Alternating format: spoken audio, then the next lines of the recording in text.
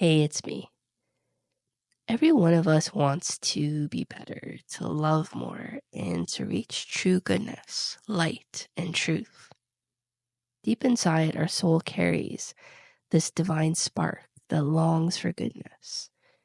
This spark doesn't always shine through us perfectly because our imperfections block its pure light.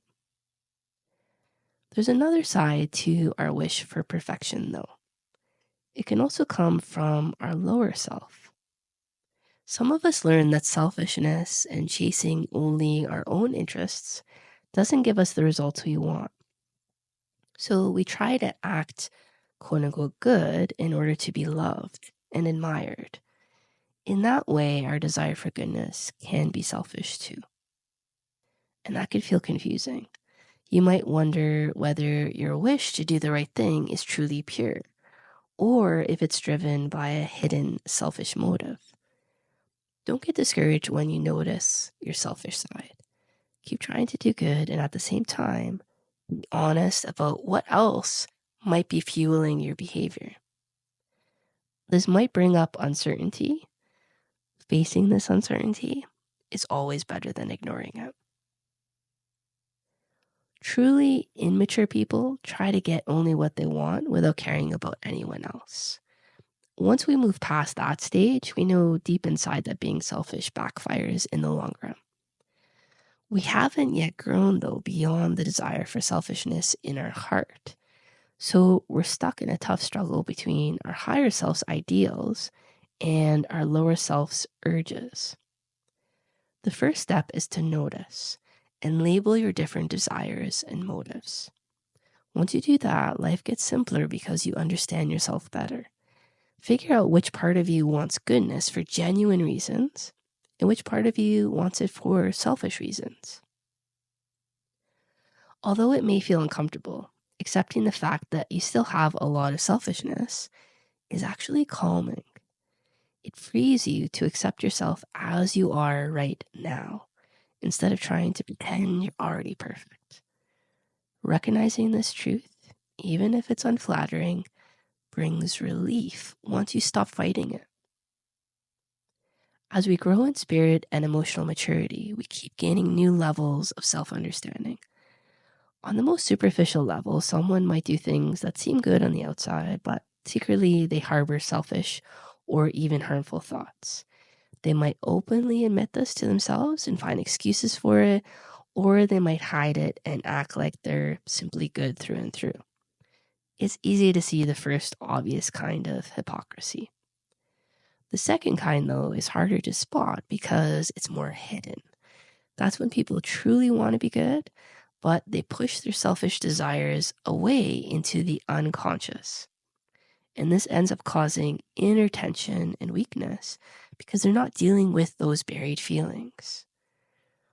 Okay, so trying to be good without facing the darker urges inside can lead to more confusion. We might wrongly assume that to avoid being a hypocrite, we can't admit we have selfish or negative impulses. There is a healthier way, though. Noticing and naming our wrong desires without following them, and not hiding that they exist. Doing this takes courage at first because it means looking at things in ourselves we'd rather not see. The more honest we become with ourselves, the deeper truth can enter our soul. This is not a simple one-time fix. It takes work.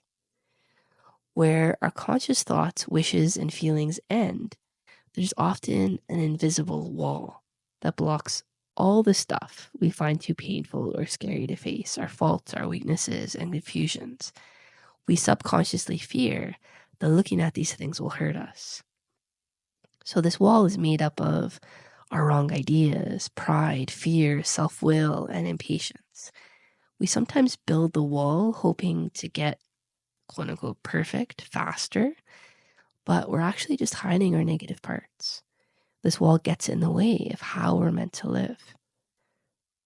If we truly want to become whole and healthy, we need to break down the wall. That often can't happen overnight because it might be too shocking to the personality.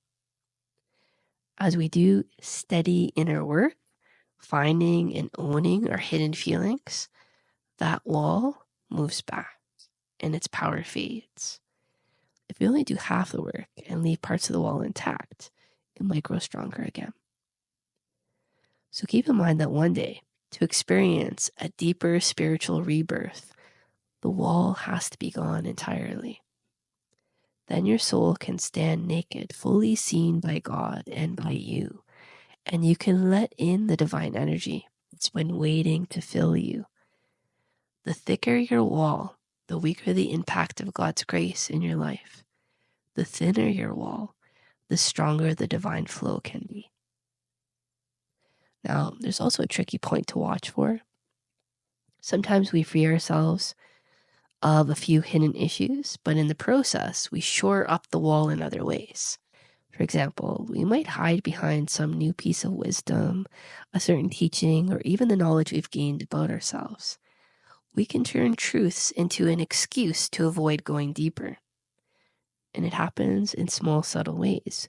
We might keep using the same spiritual words until they lose their meaning.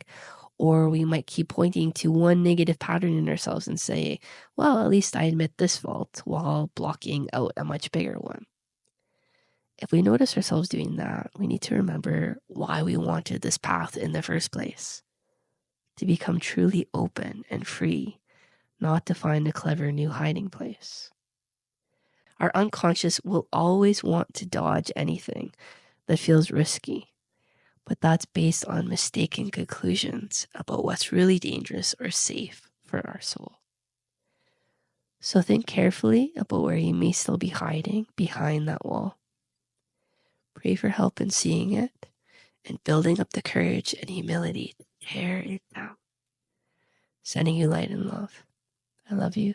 Connect soon.